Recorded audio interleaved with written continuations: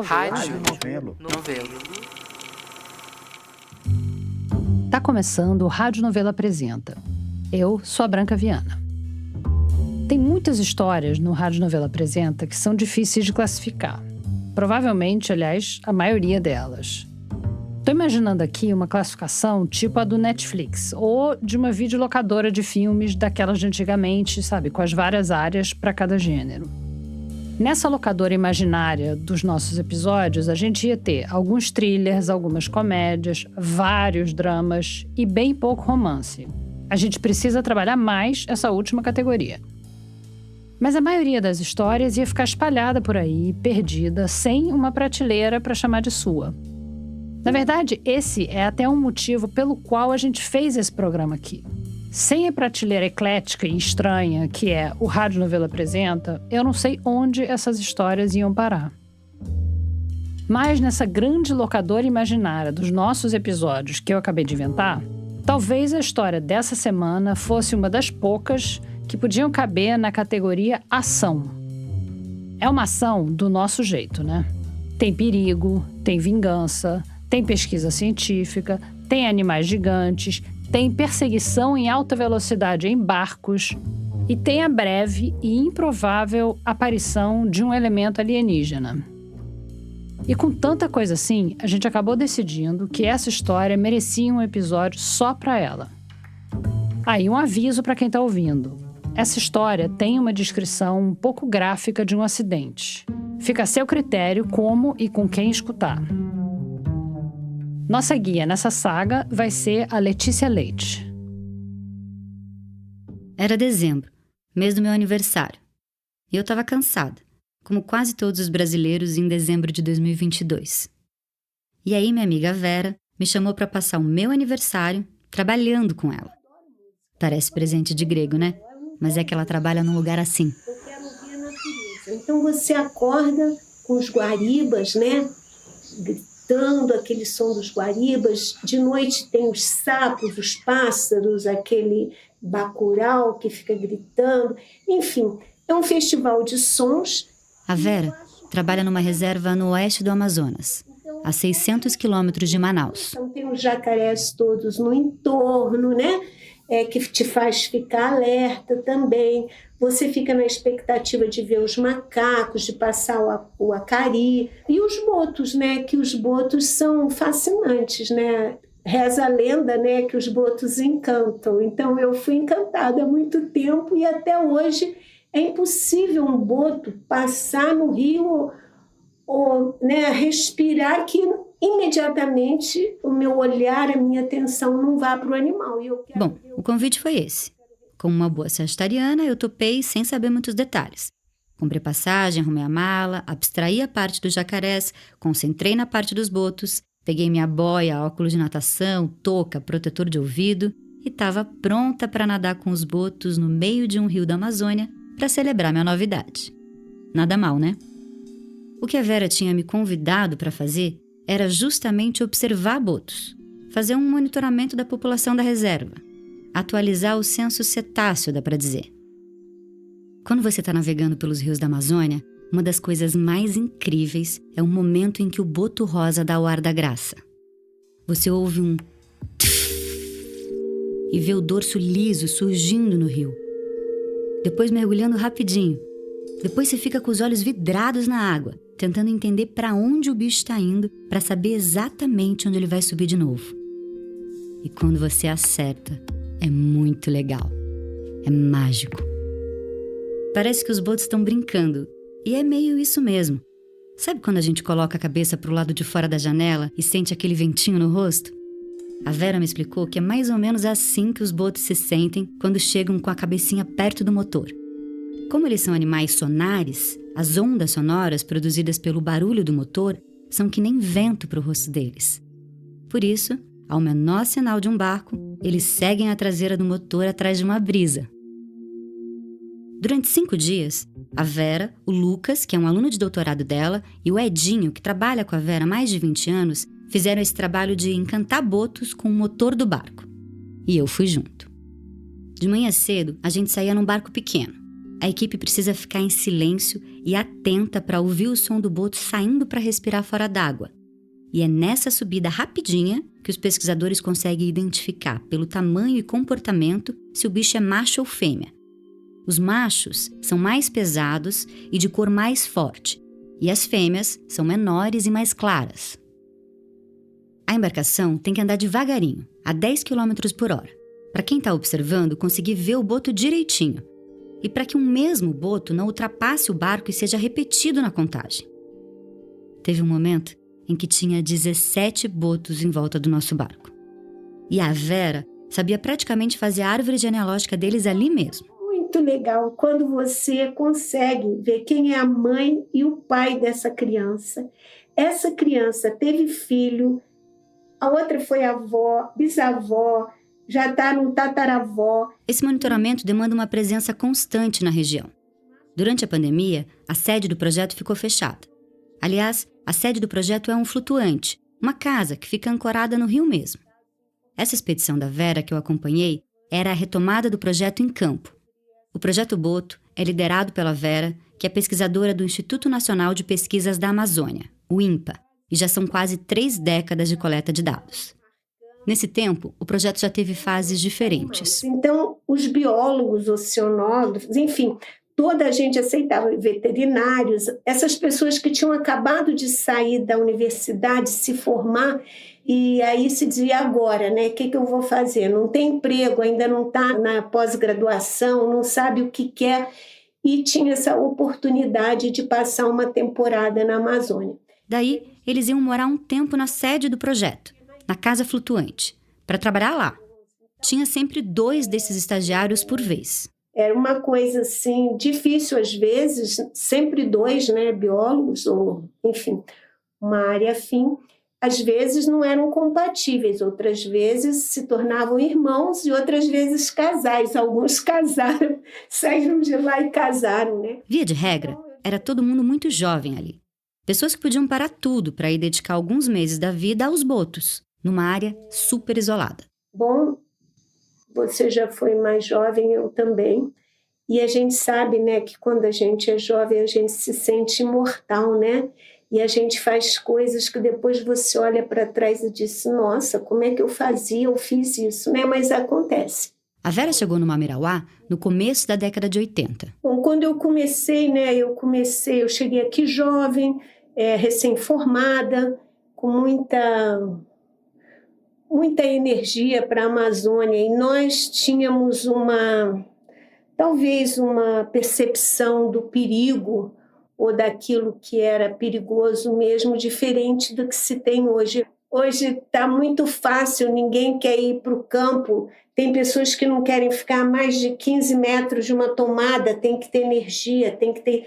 Nós saíamos, às vezes, embarcações sem colete, sem rádio, sem telefone, não existia celular, e a gente se embrenhava, ia muitos dias acampado na floresta, no Lago Amanã, quando eu comecei a frequentar, nós tínhamos que botar as redes de pesca em volta do acampamento, panela, tampa, por causa das onças. A Vera diz que hoje está moleza, que tem muito mais conectividade, muito mais estrutura, mas alguns perigos não mudam com o tempo. Tiveram ocasiões. Então, muitas vezes eu dizia para os estudantes que estavam no flutuante, se você decidir entrar na água, eu quero que antes você escreva uma cartinha para sua mãe dizendo, mãe, a Vera me disse para eu não entrar, mas eu quis entrar, porque o que eu vou dizer para sua mãe quando você desaparecer nas águas do Mamirauá carregado por um jacaré? Bom, depois dessa eu nem preciso dizer que apesar de eu ter levado protetor de ouvido, óculos, de touca de natação, boia e tudo mais, aquele lance de nadar com os botos no dia do meu aniversário acabou sendo impossível. Porque o Lago Mamirauá é a casa de animais gigantes. Os botos, claro, o pirarucu também, e o chefe da cadeia, o jacaré-açu. Esse açu, no final do nome, significa que ele é o maior de todos os jacarés. Tem jacaré-açu que chega a ter 6 metros de comprimento e 300 quilos. Nos 5 dias que eu passei lá, eu estava rodeada de jacaré-açu. É uma sensação esquisita, vamos dizer assim. Lavar a louça do flutuante sendo encarada pelos olhos de 3, 4 jacarés gigantes. E enquanto a gente estava observando botos, os jacaré-açu ficavam observando a gente. Dava um pouco de medo. Imagina cair naquela água. E aí aconteceu. Eu caí mesmo. E no dia do meu aniversário. Eu lembro que naquele dia eu acordei com uma sensação estranha. Eu levantei um pouco atrapalhada, atrasada. Já estava todo mundo no barco e eu voltei umas 3 vezes para buscar primeiro o óculos, depois o chapéu, depois o repelente. Enfim, finalmente eu fui a última a sair e trancar a casa. E fui em direção ao barco. A gente estava numa voadeira. Voadeira é uma canoa de alumínio com motor rápido. Algumas têm banquinhos com encosto e cobertura com lona. Mas a nossa era bem mais simples, sem cobertura e só com um banquinho de alumínio. E a Vera tem uma tática. Ela coloca uma cadeira de plástico com encosto. Dessas cadeiras de bar, sabe? Ela encaixa essas cadeiras no banco de alumínio do barco, para ficar mais confortável. E quando eu fui entrar no barco, a Vera estava sentada na cadeirinha dela e me estendeu a mão. Eu segurei a mão dela e coloquei um pé no barco. E quando você foi entrar, eu acho que você se desequilibrou e hesitou e eu fui te ajudar e a minha cadeira tombou. Assim que eu encostei o primeiro pé, o barco andou. E eu puxei a mão da Vera para tentar me equilibrar e levar meu outro pé pro barco. Mas eu acabei puxando a Vera. E a cadeira dela virou. Na água. E quando eu dei por mim, eu sei que eu estava fundo e eu tentei me localizar, né? Como a água é escura, não dá para ver nada. E eu senti que eu estava tocando a boia do flutuante. Ela afundou junto com a cadeira pro fundo do rio. E eu também. Mas eu caí em pé. E caí num pulo e subi no outro. Porque eu consegui ficar apoiada no barco com uma das mãos. Mas a Vera afundou mesmo. E por alguns segundos, ela ficou lá, embaixo d'água. Então eu me empurrei e tentei ir para cima. Porque a primeira coisa que veio na minha cabeça foi jacaré. Né? Até que ela subiu. Eu lembro dos olhos dela completamente arregalados.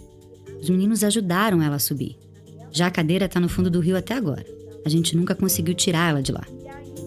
Foi só depois que eu soube que essa tinha sido a primeira vez, nesses anos todos, que a Vera tinha caído na água do Mamirauá. 29 anos de cuidados, que foram literalmente por água abaixo. Enfim, tem uma série de circunstâncias que conspiram ao nosso favor. E entre mortos e feridos, né? Salvaram-se todas. Além da cadeira de plástico, no tombo, a Vera também perdeu os óculos e ganhou um baita roxo na perna. Naquele dia, passado o susto, eu senti que a queda tinha mexido com ela. Como se aquilo tivesse despertado algum trauma nela. Então, eu perguntei se tinha acontecido algum acidente nesses anos todos do Projeto Boto. E foi aí que ela me contou uma história. Eu tenho 2 filhas, as 2 nasceram no mesmo dia. Foi uma coincidência com 2 anos de diferença, 30 de dezembro. E eu estava em Brasília com a minha irmã, o bolo de aniversário das minhas filhas no colo, quando o telefone toca. Era o dia 30 de dezembro de 2009. Mas antes de eu te contar o que a Vera ouviu naquela ligação, eu preciso te apresentar outra pessoa. Tá. Que, por coincidência, também tem 2 filhas. Meu nome é Daisy, eu tenho 37 anos, sou bióloga de formação. E hoje eu sou mãe de 2 meninas, uma de 2, a Olivia, e uma de 4, que tá aqui comigo, de 4 meses. E acho que é isso. A Daisy deu entrevista para Flora Thompson DeVoe, da Novelo, enquanto balançava a filhinha menor dela, a Emily. A Daisy nasceu no estado de São Paulo, mas acabou indo morar na Inglaterra por causa do emprego do pai. Foi lá que ela terminou o ensino médio, a graduação e pós-graduação. E ela se formou no meio de uma crise econômica mundial. Era 2009, era ano de recessão lá, tava um monte de gente sendo mandada embora. E eu não arranjava emprego na minha área. Eu trabalhava em loja de roupa, vendendo roupa. E eu comecei a procurar coisa no mundo todo. Então, eu procurava para ser ranger na África do Sul, com turista. Eu procurava coisa nas Filipinas e tal. E aí, apareceu um estágio no Amazonas para estudar boto cor-de-rosa. Eu sempre gostei de cetáceos. Então, para mim, falou, nossa, é perfeito, né? A Daisy passou na seleção do Projeto Boto e só quicou em São Paulo para deixar algumas malas. E de lá, ela saiu direto para a reserva Mamirauá. E aí, lá no Amazonas, eu fiquei por 9 meses, sim, emprego dos sonhos, né, de qualquer biólogo, porque lá na Inglaterra, na Europa, a gente estuda, tipo, insetos, a gente estuda plantinha, porque não tem muito bicho, né? A natureza do Mamirauá era muito diferente. E ela ficava muito próxima. Então, a nossa casa era uma casa flutuante e flutua com uns troncos de uma árvore que chama assacu, que é um tronco que tem bastante ar dentro e flutua. Então, entre o tronco e o chão da casa tem um vãozinho.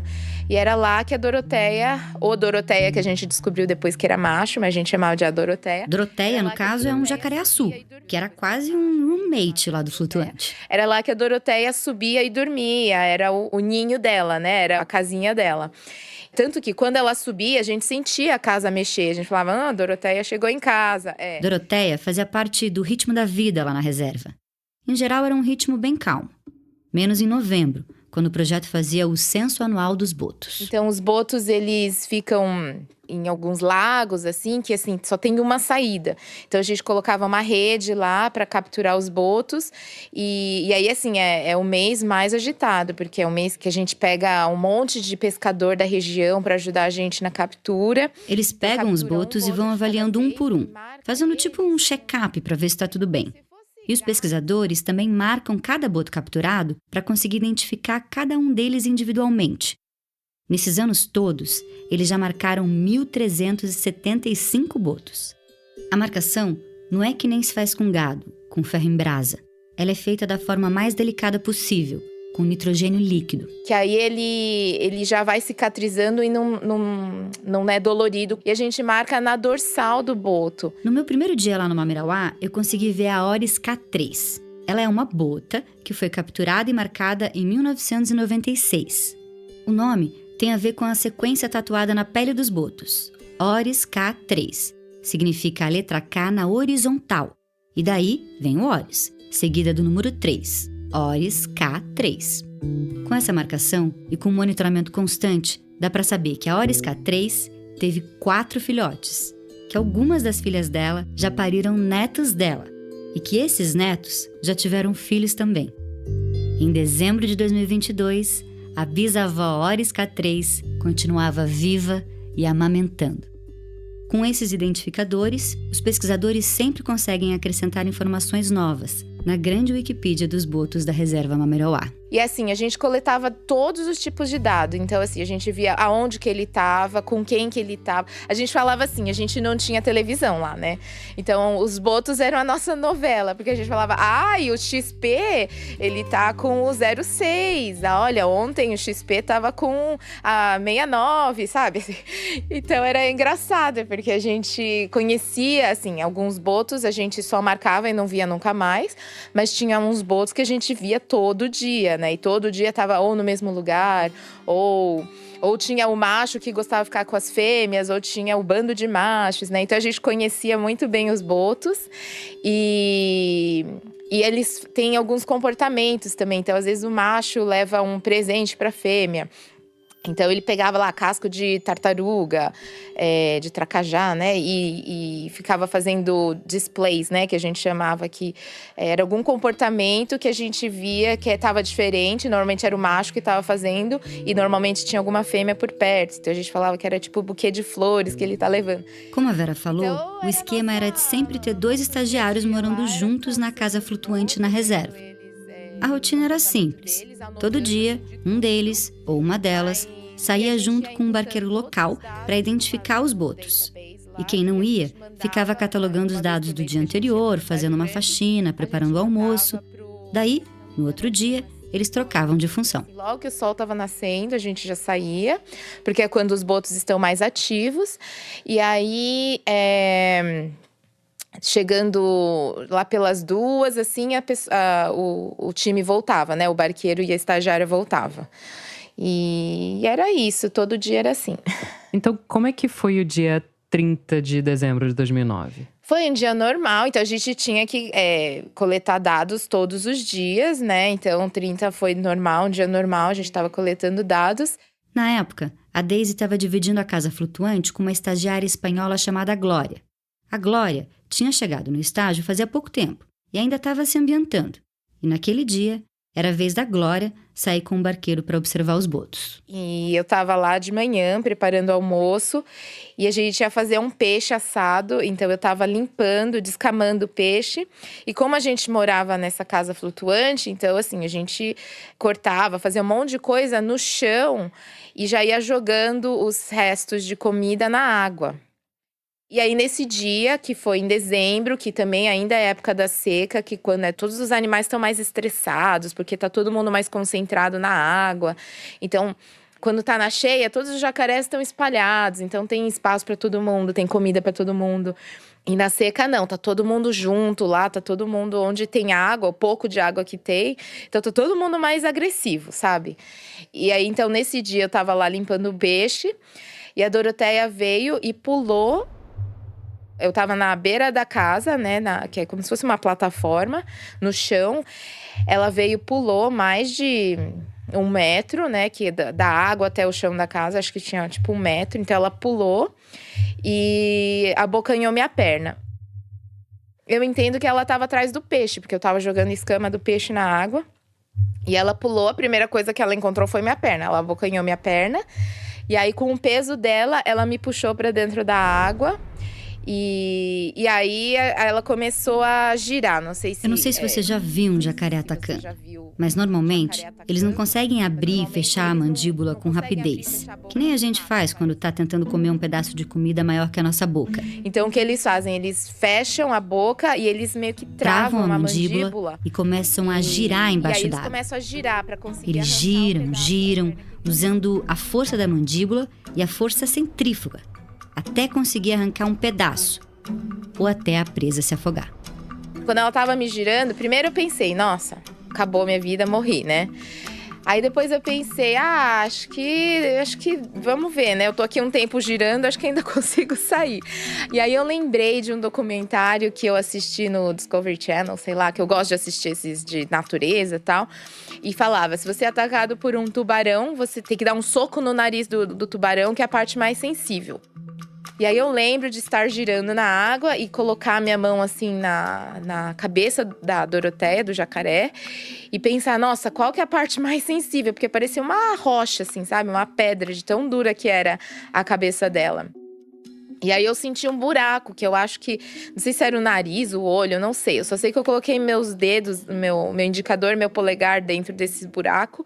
E apertei com toda a força, assim. Tanto que depois eu vi que eu até quebrei minha unha de tão forte que eu apertei. E foi nesse momento que ela me soltou. O jacaré soltou a Daisy, mas a perna direita dela ficou. Aí eu fui lá pra superfície, eu lembro de olhar, assim, a água em volta de mim, tudo vermelho, assim, sabe? De sangue.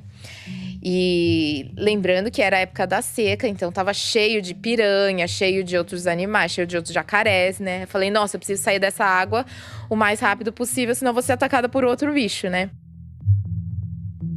Eu lembro de tentar subir de novo na plataforma, mas era 1 metro e eu tenho 1,55 m, não consegui me erguer para a plataforma. E eu fui me puxando, né, me arrastando até a frente da casa, que a gente tinha uma rampa onde a gente estacionava os barcos.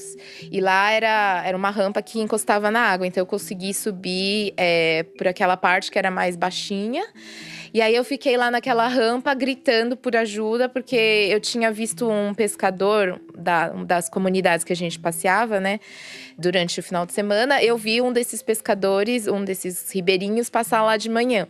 Aí eu fiquei gritando, né? Socorro, socorro. Fiquei gritando por ajuda. Ele não vinha. Eu falei, nossa, eu preciso sair daqui. Eu preciso de ajuda, senão eu vou sangrar até morrer, né? O único meio de comunicação que a gente tinha era esse radinho. Então, eu lembro de subir. Essa foi, acho que, a parte mais difícil. Porque, de repente, você tá sem uma perna… Você perde totalmente o equilíbrio, sabe? Então eu lembro que eu fui tentar pular, eu não conseguia. Aí eu fui meio que de 4, aí eu vi, nossa, não consigo. Aí eu fui meio que rolando, assim, até chegar dentro da casa. E aí eu consegui pegar o rádio e chamei por ajuda. Aí quando eu tava chamando por ajuda no rádio, o pescador chegou, ele ouviu eu gritando, né? E aí ele já chegou com um facão, assim. Ele achou que eu tava sendo atacada por algum… Como a gente ficava sozinha naquela casa, ele achou que, sei lá, algum pescador de fora conseguiu entrar na reserva e tava me atacando. Então ele chegou com um facão, assim, pra me socorrer. Aí ele me viu no chão, já sem uma perna. E aí ele falou depois, né, eu conversei com ele falou que ele quase desmaiou, mas ele viu que eu tava viva, ele falou, não, eu preciso ficar bem, né. Aí eu lembro que ele pegou o rádio da minha mão e ele tremia tanto, ele não conseguia nem falar no rádio. Porque você tem que apertar do lado e aperta e depois você fala, né? Se você não aperta, a pessoa do outro lado não te escuta. E eu lembro que ele só falava, ele não tava apertando. Eu via que ele não tava apertando, eu falava pra ele, você tem que apertar o botão. Então, assim, eu tava bem consciente, né? Durante todo esse processo. Eu lembro de estar em choque, porque eu lembro de estar respirando bem forte. Mas eu tava muito consciente, tanto que eu até falei pra ele, olha, tem feijão no fogão, não esquece de desligar que tá na pressão. Então, A calma da Daisy parece surreal e poderia até ter prejudicado o resgate dela. Porque o rádio tá interligado com toda a reserva e com o Instituto Mamirauá lá em Tefé. Então, quando eu chamei por ajuda, o biólogo lá de Jacaré, ele até achou que eu tava brincando. Porque ele falou que eu tava muito calma quando eu falei, eu fui atacado por um jacaré, perdi minha perna, eu preciso de ajuda, né? Toda a reserva ficou sabendo muito rápido. E ficou sabendo que não era uma piada. Não muito longe da casa flutuante tinha uma pousada. O pessoal da pousada ouviu a chamada no rádio e disparou para lá num barco. E um dos biólogos fez um torniquete na perna da Daisy. E me colocaram num colchão, me colocaram dentro do barco e foram me levar para Tefé, que era a cidade mais próxima que tinha um hospital municipal, né? E aí, no meio do caminho, no Rio mesmo, como eles iam falando no rádio, né? Deve ter sido durante esse trajeto que alguém passou a mão no telefone e ligou para Vera, que estava em Brasília, com o bolo de aniversário das filhas no colo, indo para uma festa de aniversário. Quando o telefone toca, dia 30 de dezembro, no início da tarde ou fim da manhã, e o então diretor do Mamirauá me diz que a minha aluna, Daisy, foi atacada por um jacaré. Bom, eu desabei ali na hora, fiquei muito atordoada, muito nervosa, e aí o telefone não parou de tocar, informações, machucou a perna, tá viva, não perdeu a... Assim, cada pessoa dizia uma coisa... Enquanto a Vera ia recebendo informações desencontradas, toda a reserva já estava mobilizada. Um pessoal que tinha um barco mais rápido meteu o pé no acelerador e interceptou o barco da Daisy. E aí conseguiram uma lancha rápida lá do Instituto, né? Que é um barco que tem um motor bem mais potente. Então, no meio do rio, me transferiram para esse barco. E o telefone sem fio continuava, tanto em Brasília quanto no Mamirauá. Eu sabia que ela tinha sido atacada, mas não sabia se era pé, se era perna, como é que ela está. A gente chegou em Tefé e aí eu ia ser transferida para o hospital militar, que tem um hospital militar lá. E aí, quando eles me colocaram na ambulância, a enfermeira chegou e falou, nossa, mas tem uma perna faltando aqui, né? Aí eu falei, pois é, ninguém te contou, né? Ela, não, falaram que era só um cortezinho, alguma coisa bem simples. Ela falou, não vai dar para te levar para o hospital militar, vai ter que te levar para o hospital municipal. Porque, assim, a minha perna, ela tava toda enrolada com um monte de cobertor, não sei o quê. Então, quando me transferiram pro barco mais rápido, pra lancha rápida, o motorista me viu só com um monte de cobertor na perna e ele achou que era algum cortezinho, né? Assim que todo mundo ficou na mesma página e constatou-se a falta da perna, a Daisy foi transferida para o Hospital Municipal de Tefé. Não era nem que era mais perto, mas tinha estrutura para fazer uma cirurgia de amputação, né? Bom, amputada eu já tava, né? A perna já tinha sido arrancada pelo jacaré, mas além de parar o sangramento, tinha que fazer muita coisa. Sim, graças a Deus tinha um médico colombiano, doidinho, que já tinha trabalhado em situações de conflito na Colômbia, então ele já tinha feito muitas amputações. E ele sabia como colocar o músculo de volta, né? Porque quando você amputa, assim, é igual o frango que a gente come quando a gente tá cozinhando, sabe? É osso pra fora, é gordura, músculo, carne, tudo pra fora, assim. Então, ele sabia como limpar direitinho, como colocar o meu músculo em volta do meu osso para ele ficar funcional, né? Porque se você simplesmente fecha, eu posso fazer força com o meu músculo que o meu osso não vai obedecer, né? Não vai se movimentar. Então ele sabia como fazer tudo isso. Então, sim, foi muita sorte de ter esse médico lá também que sabia como lidar com uma amputação, né? Nesse meio tempo, depois de avisar a Vera, o pessoal do Instituto começou a fazer outras ligações. E nisso, meus pais tinham passado o Natal comigo, na reserva.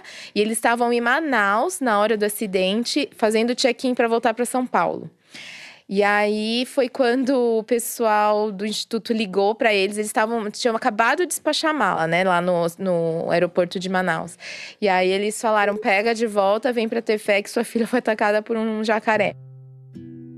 Os pais da Daisy pegaram a mala de volta e correram atrás de outro voo. Às 7 da manhã do dia seguinte, eu estava chegando em Tefé, no aeroporto de Tefé, com o pai e a mãe da Daisy. E aí eu lembro, quando eu acordei, já tava minha mãe, meu pai lá e a Vera, que A Daisy ficou no hospital de Tefé uns 10 dias. Ela foi operada e ficou lá até estabilizar. E nesses 10 dias, o quarto dela virou um palco de tudo quanto é tipo de gente. Teve um rapaz que trabalha com jacaré no Instituto Mamirauá, trabalhava na época, que pegou um frigobar da casa dele e trouxe nas costas para botar no quarto que ela estava, para ter mais um conforto, para aliviar a pressão, a dor na perna dela. O médico sugeriu esquentar a toalha. Como é que eu ia esquentar toalhas? Então, a gente arrumou, alguém trouxe toalhas de rosto, outro trouxe um ferro de passar roupa e eu passava as toalhas para esquentar, para enrolar na perna dela na área da amputação, né? O espírito era de improviso e de generosidade, né? Enquanto isso, o médico colombiano ia e vinha. Vir conversar comigo. Então, assim, às vezes ele tinha acabado de fazer um parto de gêmeos na sala do lado. Aí ele vinha pra minha sala todo cheio de sangue, e aí deitava na cama do lado e ficava conversando comigo. E aí ele contou pra mim que ele tinha trabalhado pra CIA nos Estados Unidos e tinha feito autópsia de ET. Aí eu achei, né, que ele tava zoando. Aí no dia seguinte ele veio, trouxe fotos pra me mostrar que ele tinha feito autópsia de ET, não sei o quê. Nisso, a Flora, que estava entrevistando a Daisy, interveio. Peraí, a Cia deixou ele tirar a foto e levar a foto embora de… Sei lá. Doidinho da vida, vinha com essas histórias. Cada dia tinha uma história diferente, né? Mas enfim, ele salvou minha vida, então pode ser doidinho mesmo. Essa história já estava complexa sem meter a autópsia de ET no meio. Então, vamos deixar os alienígenas pra lá, porque a gente acabou pulando uma parte importante. Quando eu tava indo pro hospital, o pessoal de uma das comunidades que eu passava o final de semana, que eram meus amigos, né, chama Boca do Mamirauá, eles ficaram sabendo da minha história, então eles foram pra minha casa. Então, enquanto eu tava indo pro hospital, eles foram pra minha casa, e lá é uma reserva, então eles não podem matar bicho, mas como eu tinha sido atacado por um jacaré, eles começaram a matar um monte de jacaré. Quando eu vi essa parte da história, num primeiro momento, eu achei que se tratava de vingança.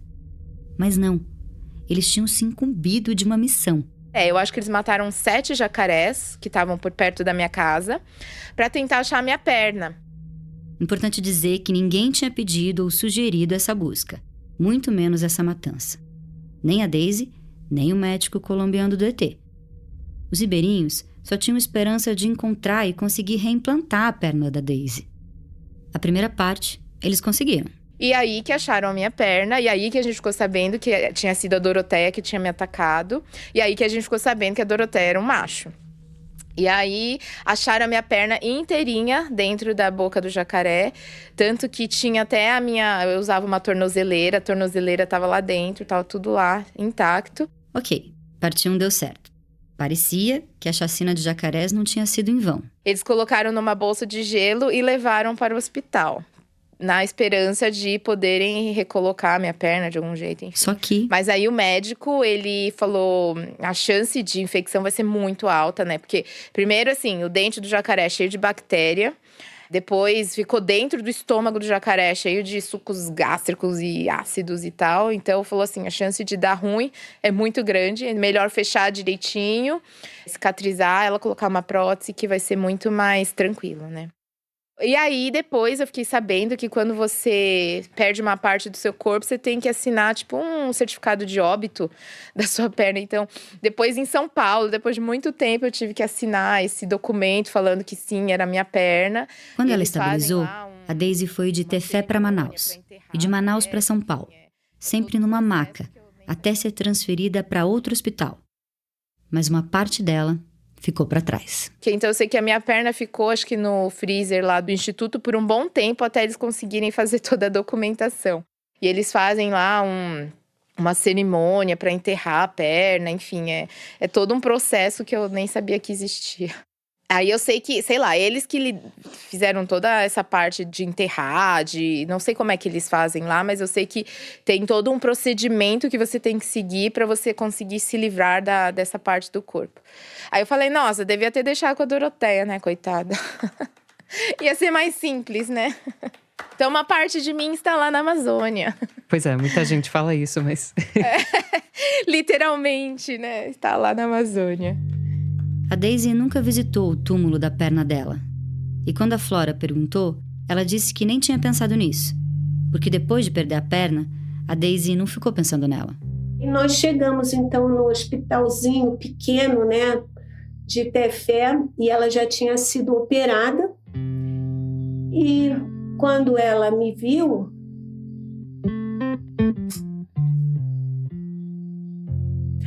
ela me disse, Vera, eu tô bem, foi só uma perna.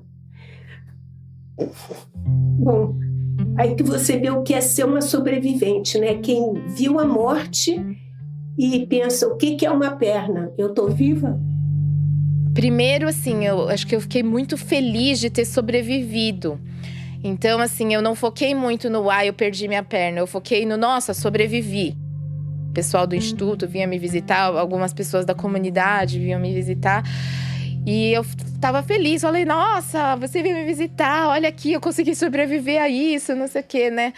E acho que nesse primeiro momento eu tava meio eufórica, porque é uma história incrível, impressionante, e eu consegui sobreviver a isso, né? Aí depois, quando você chega na realidade, você começa a viver o dia a dia, né? Eu lembro aqui em São Paulo, ficava trancada num quarto, né? Aqui num apartamento de São Paulo o dia todo dia. Aí começou a bater um pouco mais desânimo, sabe? Falar, nossa, e agora? Tá, sobrevivi, e agora? O que eu faço da minha vida, né? Porque eu tava vivendo o emprego dos meus sonhos, né? Morava no meio do Amazonas, eu trabalhava com boto cor-de-rosa todo dia, aquela imensidão do Amazonas, lindo e maravilhoso. E aí, de repente, eu tava lá no meio, né, na selva de concreto, né, aqui de São Paulo. Dependente dos meus pais pra tudo, né? Então, assim, no começo eu não conseguia nem levantar pra ir no banheiro sozinha.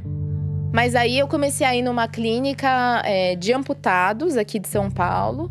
Que aí eu comecei a conhecer outros amputados. Tanto que na minha época, tava eu e um outro menino fazendo fisioterapia. A gente fazia todo dia.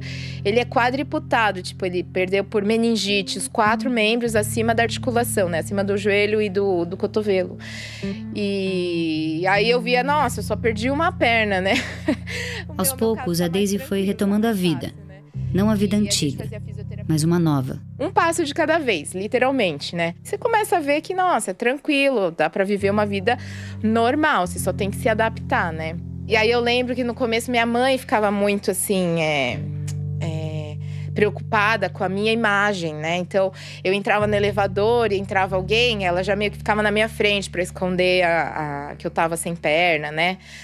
E aí eu falava, mãe, acho que ela ficou muito pior do que eu. Acho que por isso eu entendo que a Vera passou também, né? Porque eu vejo a minha mãe, ela ficou muito pior do que eu, durante esse processo de recuperação, sabe? De aceitar a amputação, não sei o quê, né? Então, mas assim, aí ela foi ver, tipo, eu usava shorts ou saia, ela falava, ai, não é melhor botar uma calça, né? Não sei o quê e tal. Fica muito aparente e tal. Mas ela foi vendo que eu fui levando com naturalidade, Aí acho que ela também foi se acostumando com a ideia e hoje em dia ela também lida super bem com isso. A vida na selva de pedra foi ficando mais fácil. Mas a Daisy estava sentindo que a história dela com a Amazônia não tinha acabado. Porque assim, na minha cabeça eu tinha que voltar pra ver que eu conseguia fazer tudo que eu fazia antes, sabe? Daí surgiu um convite. TED estava fazendo um TEDx Amazônia. Na época do acidente, tinham saído várias reportagens sobre a Daisy. E ela acabou sendo chamada para falar sobre a experiência num TEDx. Esse evento de palestra, sabe? De relatos em primeira pessoa. Eu me mudei em 2009, em abril de 2009. Eu me mudei da cidade grande para o coração da Amazônia. A conferência da Daisy está linkada no site da Rádio Novelo.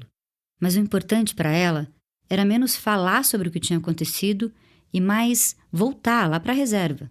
Então eu consegui voltar lá depois de 11 meses, consegui ajudar no projeto de novo, revi todo mundo, consegui fazer as coisas que eu fazia antigamente. 11 meses depois, volta a Daisy, gloriosa, né, para Tefé, para uma Mirauá e absolutamente confiante com a sua perna mecânica e de short. Mas é engraçado que eu voltei lá e eu era tipo popstar, assim, todo mundo querendo tirar foto comigo, sabe? Engraçado, né? Você que é a moça do jacaré e queriam fotografar, e ela extremamente paciente, gentil, tirava foto com todo mundo. Falei com um pescador que me socorreu, o primeiro que me socorreu, ele me contou como é que foi. Me mostraram um vídeo da minha perna no saco de gelo. Mas foi muito bom para rever todo mundo. Ela entrava na voadeira, saía com a voadeira, ia visitar as pessoas, participou de uma outra captura de boto que a gente fazia anualmente. E quando precisava de ajuda, sempre aceitou ajuda graciosamente, sem nenhuma afetação ou mostrar que ela estava diferente dos outros. E para nós, e os colegas e as pessoas ali da reserva, foi muito bom conviver com ela. Eu nunca tinha convivido com uma pessoa amputada de nenhuma forma. Já faz mais de 10 anos do acidente. Foi um divisor de água, sim, mas eu falo que um divisor bem maior na minha vida foi ser mãe. Que eu tenho uma filha, né, de 2 anos e agora de 4. E assim, eu brinco, eu não precisei fazer terapia quando eu perdi uma perna, mas eu precisei quando eu virei mãe, né, quando eu ganhei uma filha. Porque assim, tá fora do meu controle. É um negócio assim, quando eu perdi a perna era minha vida, eu consigo superar, eu consigo fazer as coisas, eu consigo controlar a minha vida. Agora, sendo mãe, você perde totalmente o controle da sua vida, você perde totalmente sua identidade. Porque assim, perder a perna, eu continuava sendo a mesma Daisy, só com uma perna a menos, né? Mas ser mãe, pra mim, foi assim, um negócio que deu uma reviravolta total na minha vida. E acho que esse foi o segundo grande marco da minha vida. Eu queria saber como é que a filha mais velha da Daisy lidava com essa história. É muito natural, porque ela cresceu com uma mãe sem uma perna, né? Então, é engraçado. Teve uma época que ela andava meio que mancando. E eu falei com a pediatra super preocupada. Falei, nossa, será que ela tem algum problema na perna? Não sei o quê. Ela olhou pra mim e falou, Daisy, eu acho que ela tá imitando você. Porque o modelo pra ela, né, de alguém andando sou eu, né? E ela anda mancando igual eu. Assim, não é o tempo todo, mas às vezes ela anda assim. Para Olivia, o mundo é assim. Ela tem um pai, uma mãe, e a mãe dela tem uma perna mecânica. As pessoas perguntam pra mim, o que aconteceu? Eu já até falo, Olivia, conta pra eles o que aconteceu. Aí ela conta direitinho, ela fala, mamãe foi mordida por um jacaré-açu. Ela fala jacaré-açu, meu orgulho, né? Por um jacaré-açu, não sei o que, lá na Amazônia. E ela tem, assim, um interesse gigante pela Amazônia. Ela sempre fala que ela quer ir pra Amazônia, porque eu fico contando muita coisa da Amazônia. Mas eu acho que, assim, na cabeça dela é uma historinha normal, assim, nada demais. Eu acho que quando as pessoas ao redor dela, da escolinha, começar a vir, perguntar mais, eu acho que ela vai se tocar da história que é a mãe dela ter sido atacada por um jacaré, né? Mas, por enquanto, ela é uma historinha só, assim, pra ela. Pra Daisy, a história nunca mudou.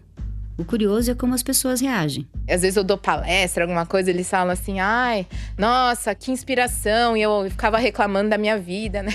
Mas é engraçado, eles falam desse jeito, pra mim soa como assim, nossa, sua vida é muito pior que a minha, né? E eu reclamando da minha vida. Mas enfim, não ligo. Quando a Vera me contou a história do acidente da aluna dela, o que mais impressionava ela era como a Daisy tinha ficado bem. Eu acho que eu já era meio assim. Eu sou... Meu lema era assim, 1, 2, 3, superado, sabe? Então eu não fico remoendo, assim, os problemas. Eu vou lá e resolvo, vou fazer outra coisa. Eu não fico pensando Para quem se considera uma pessoa resiliente, essa história do jacaré pensando... parece um teste. Vamos ver, né? Vamos ver se você supera essa, pra ver se é 1, 2, 3 superado mesmo, né? Uma coisa que é muito importante na minha vida também é religião, assim, sabe? Pra mim, Deus é uma coisa muito importante. E nessa época que passou lá no Amazonas, tal, eu tava meio duvidando de Deus, fazendo várias perguntas. E querendo ou não, isso foi uma resposta, assim, de que Deus estava lá comigo. Então, eu acho que, querendo ou não, assim, eu que meio que pedi isso, sabe? E foi uma resposta que eu tive e que isso acalmou meu coração. Então, assim, não vejo isso como uma coisa ruim, mas como um processo que eu precisava passar na minha vida para ter respostas de perguntas que eu tinha quando eu era jovem, sabe? Então, foi bom, foi bom. Talvez você esteja pensando, a Daisy queria uma prova de que Deus estava com ela. E aí um jacaré arrancou a perna dela. Para outra pessoa, isso poderia ser a prova de que ela estava sozinha no mundo. Mas para Daisy não foi assim. Porque eu poderia ver, nossa, Deus me abandonou e deixou eu perder a minha perna. Mas não, eu vejo assim, eu tava duvidando da existência de Deus naquela época. E eu falava, nossa, Deus, se você existe mesmo, me manda um sinal que você existe. E aí foi que aconteceu isso, sabe? Que realmente, eu poderia ter sido atacada por outros bichos, eu não fui. Eu poderia ter morrido de hemorragia, não morri. Poderia ficar depressiva, não fiquei, sabe? Então, assim, um monte de coisa. Depois que aconteceu o acidente, assim, as pessoas que estavam envolvidas, eles falaram, nossa, tudo começou a dar certo, assim, tinha um barco rápido lá no meio do rio que a gente conseguiu te transferir, tinha tal pessoa, tava lá, o médico doidinho, tava lá no hospital naquele dia, sabe? Várias coisas começaram a dar certo, que assim... Muita gente pode falar que foi sorte, muita gente fala que foi anjinho da guarda, mas pra mim foi resposta do que eu tava duvidando de Deus, sabe? E aí eu tive a resposta, aí pronto, agora eu não fico mais questionando Deus, porque eu sei que Ele responde, né? Então eu fico... agora sim, eu tive a resposta que eu precisava e isso pra mim basta, sabe? Isso pra mim foi suficiente. Então a resposta não foi necessariamente o jacaré, foi tudo que aconteceu depois, né? Acho que foi toda a experiência, né? Eu acho que o perder a perna também deu… acho que deu de eu me sentir mais… humilde, sabe? Assim, no sentido de que eu preciso de outras pessoas. As pessoas são importantes na minha vida, né? Porque acho que até então eu vivia muito assim, eu sou independente, eu consigo viajar sozinha, eu consigo morar na Amazonas sozinha, não sei o quê. E aí acho que toda essa experiência também me fez perceber que, nossa, eu preciso muito das pessoas. As pessoas são muito importantes na minha vida, sabe? Então… Ela nasceu naquele dia 30 de dezembro, eu disse para ela, é uma data que eu nunca vou esquecer, porque além das minhas filhas, a Daisy nasceu de novo. O acidente da Daisy faz parte da minha vida, né? E também porque teve um reflexo no meu projeto, que é uma coisa que eu dediquei parte da minha vida. E muita gente achava que eu tinha que fechar o projeto, tinha que parar. O próprio Instituto Mamirauá, que tinha a bolsa da Daisy e da outra estagiária, me informou que dali para frente as bolsas do meu projeto pelo Mamirauá estavam encerradas. As bolsas foram cortadas e não voltaram desde então. Mas a Vera não se rendeu. Ela não deixou o projeto acabar. Afinal, o tempo que ela passou estudando os botos deu para ela uma outra noção de escala de tempo. Os botos estão aqui na Amazônia há muito tempo, né? E quase 15 milhões de anos atrás. São quase 15 milhões de anos de botos na Amazônia. E são quase 30 do projeto Boto da Vera. 30 anos pode parecer muito, mas é muito pouco ainda. E esse projeto só é tão urgente por causa do que nós humanos estamos fazendo. O único problema dos botos na Amazônia é o homem. Quando nós começamos a pescar também, né, e a utilizar os rios como vias de transporte, como nosso área de descarte, né? Tudo que não presta é jogado no rio. O rio é o lixo do mundo, né? Então, a gente vê animais com níveis de intoxicação por uma série de químicos, hidrocarbonetos, organoclorados, metal pesado no leite, no músculo, né? Então você vê assim como que esses animais ainda estão abundantes e aqui presentes, mas também tem uma falsa, vamos dizer assim, uma falsa impressão, porque nós só vamos dar conta do colapso da espécie quando a gente um dia sair e dizer: gente, vocês estão vendo boto? Quando foi a última vez que nós vimos um boto, né? Poder ver a Vera na proa do barco, sentada na cadeira de plástico, anotando tudo que ela consegue ver assim que um boto pula para respirar, foi o melhor presente de aniversário que eu poderia receber. E naquele Natal de 2022, dia 24 de dezembro, ela também fez aniversário. Ela completou 70 anos. A maior parte da vida adulta, registrando com caneta Bic no caderno as informações que hoje formam o maior banco de dados do mundo sobre botos.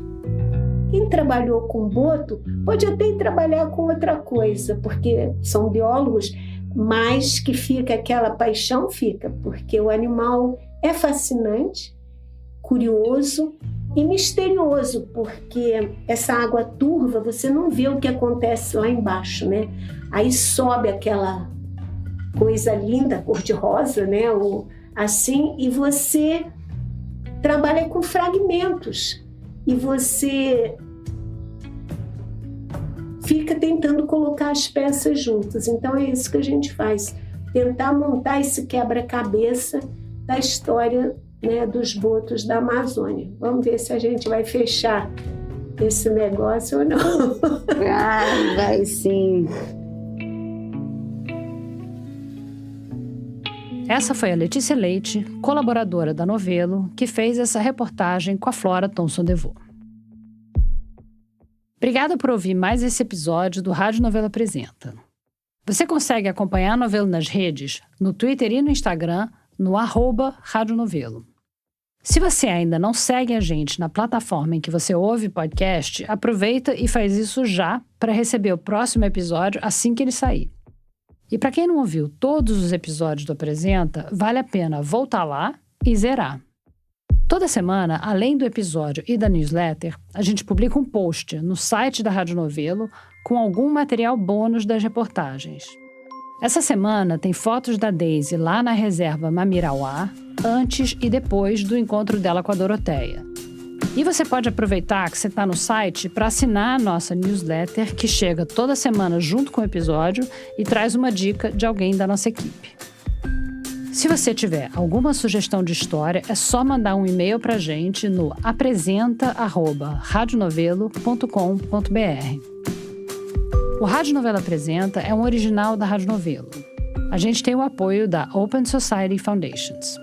Tem episódio novo toda quinta-feira. A direção criativa é da Paula Scarpim e da Flora Thomson-DeVoe e a produção executiva é do Guilherme Alpendre. A gerência de criação é do Thiago Rogero, a executiva é da Marcela Casaca e a de produto e audiência é da Juliana Jäger. Nossos produtores sênior são o Vitor Hugo Brandalize, a Evelyn Argenta e a Bia Guimarães. As produtoras da nossa equipe são a Bárbara Rubira, a Júlia Matos e a Natália Silva. A checagem desse episódio foi feita pela Luísa Silvestrini. A sonorização é da Júlia Matos. Nesse episódio, a gente usou música original de Chico Correia e também da Blue Dot. A mixagem é do Pipoca Sound. O desenvolvimento de produto e audiência é feito pela Bia Ribeiro. O Gilberto Porcidônio é o responsável pelo conteúdo e engajamento das nossas redes sociais. O design das nossas peças é do Matheus Coutinho. Obrigada e até a semana que vem.